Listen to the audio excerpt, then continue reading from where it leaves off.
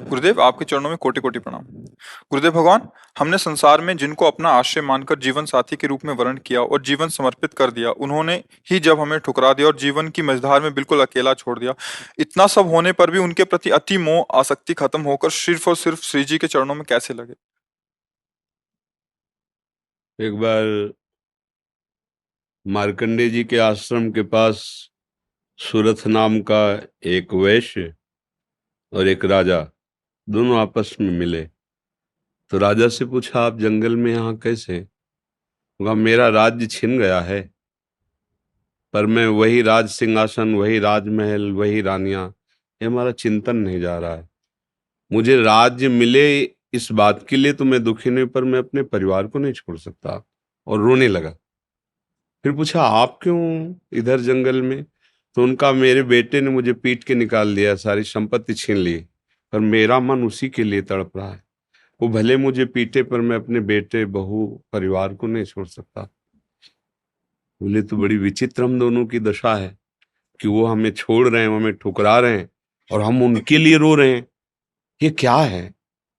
तो राजा ने कहा, पास में मार्कंडे जी का आश्रम है, हम लोग उन महापुरुष के पास चलते हैं और अपना निवेदन करते हैं। तो जाके प्रणाम किया और अपनी बात दोनों ने रखी। तो मार्कंडेय जी ने कहा, ये भगवती माया का प्रभाव है।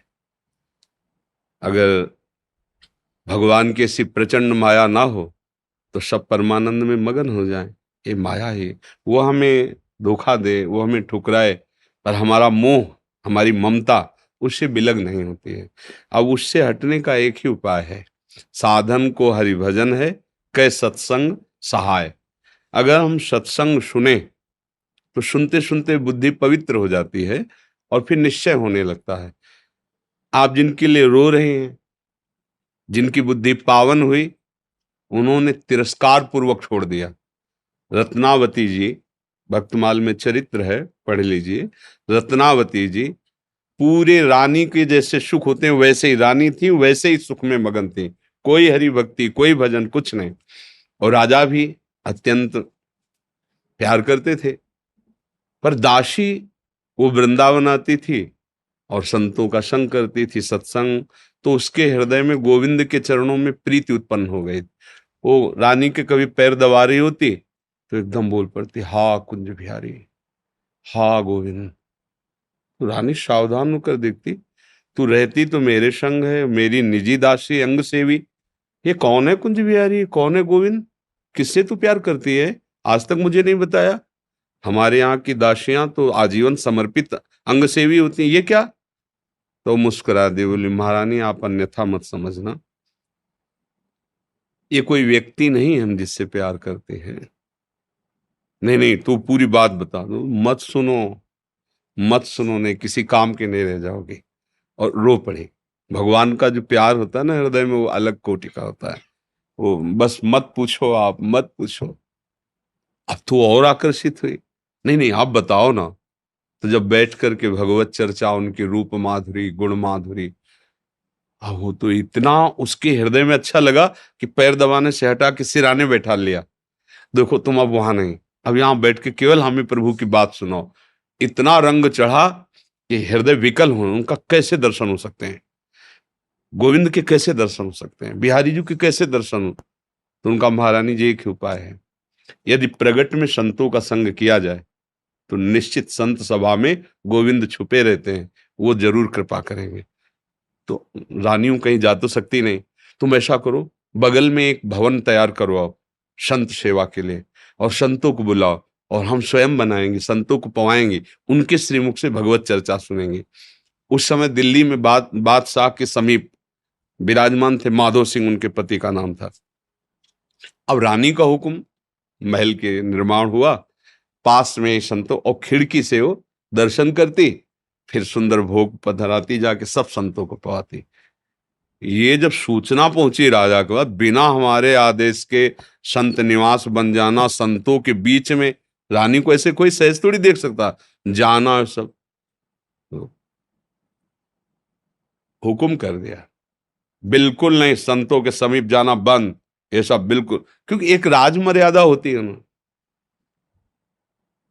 और कुछ कठोर शब्द कहे,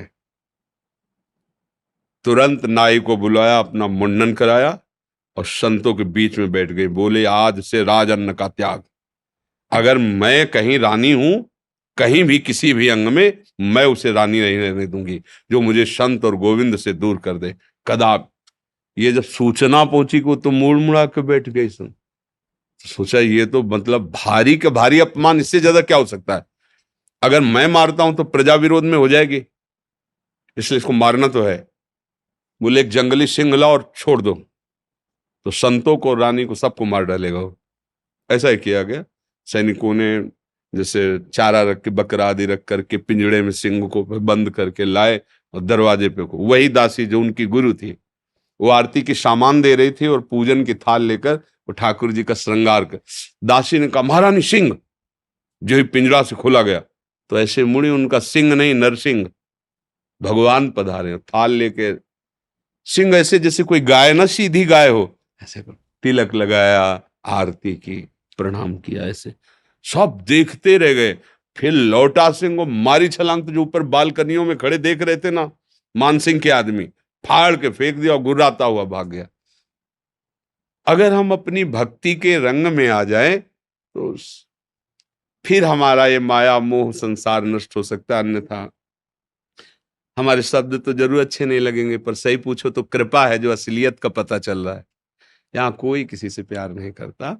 अपने सुख स्वार्थ की जब तक पूर्ति लगती है, हमारा मन जब तक राजी है, तब तक हमें आपको प्यारे कहते हैं, अपना प्यारा बना लेते हैं।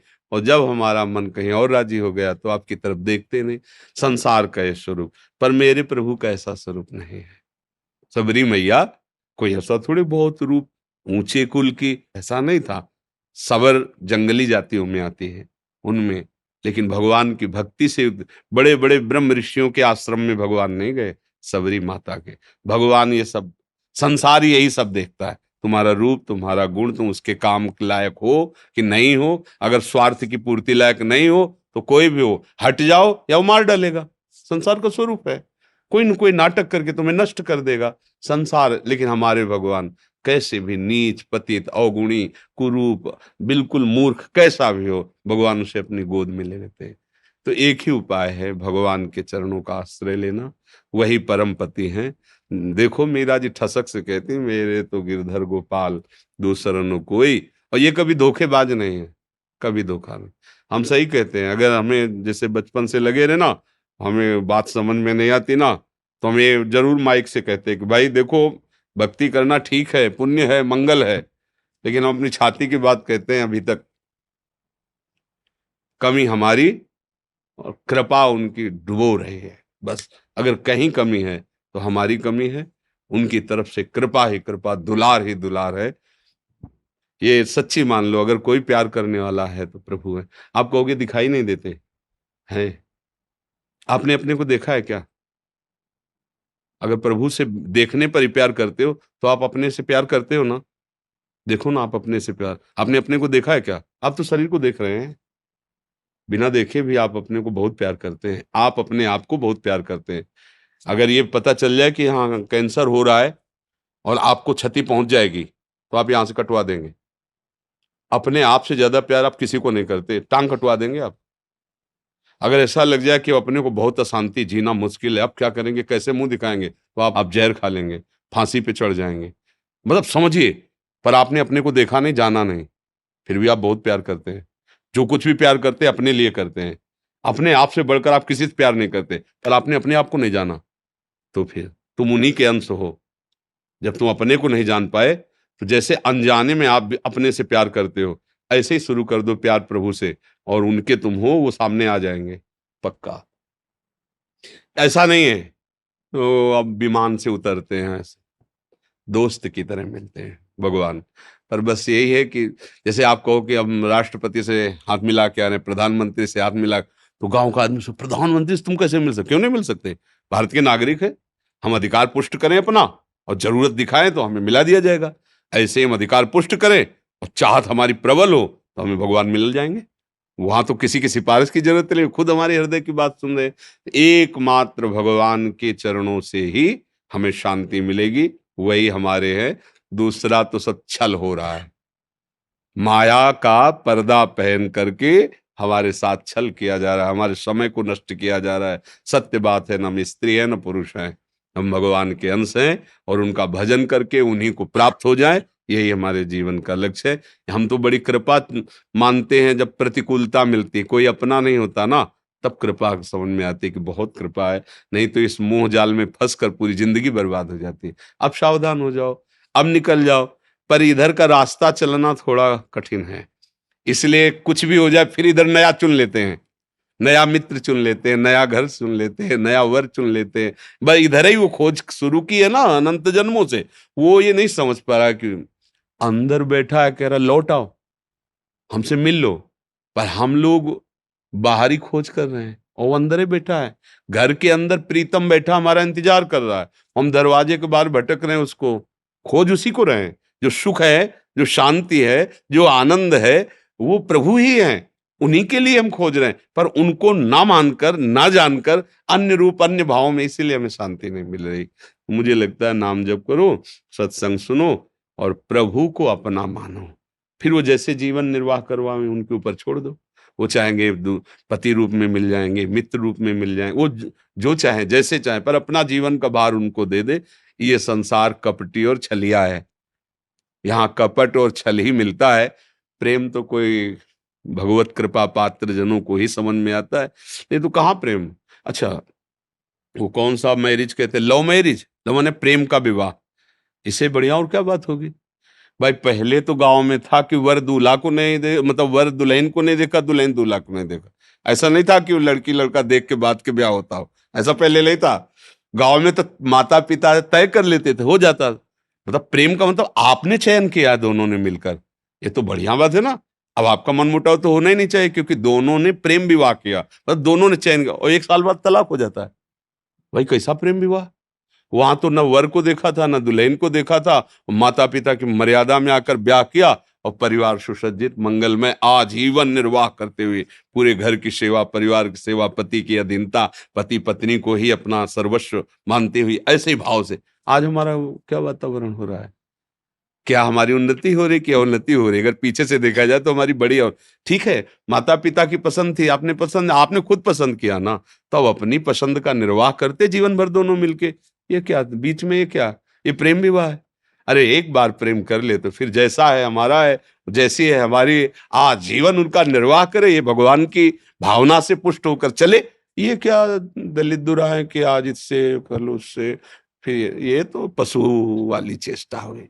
यह मनुष्य वाली चेष्टा, धर्म वाली चेष्टा, प्रेम वाली चेष्टा थोड़ी। प्रेम का है कि भगवान ने एक बार विधान बना दिया गृहस्थी में, हम उसी विधान में संतुष्ट रहकर धर्मपूर्वक पर न सत्संग है, न शास्त्र स्वाध्याय है, न भजन है, तो ये बातें सब लिखी हैं, दिमाग में नहीं आ सकती, हम ऐसे आचरण नहीं कर सकते। तो भगवान की कृपा से यदि आपको सत्संग समझ में आ जाए तो भगवान का